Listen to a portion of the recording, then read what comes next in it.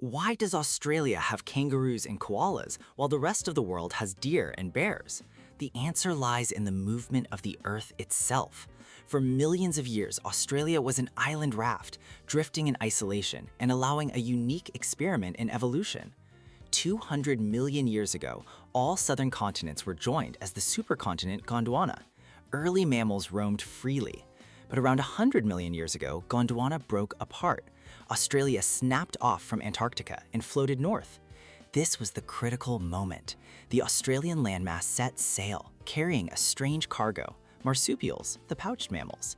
It left just before the newly dominant placental mammals, like our ancestors, could get on board. Isolated by oceans, marsupials had an entire continent to themselves. With no lions or wolves, they underwent a process called adaptive radiation, evolving to fill every possible role. Need a grazer? Evolution produced the kangaroo. A tree climber? The koala. A top predator? The thylacine or Tasmanian tiger. It looked and hunted so much like a wolf, it's a prime example of convergent evolution, where unrelated animals evolve similar shapes to solve similar problems.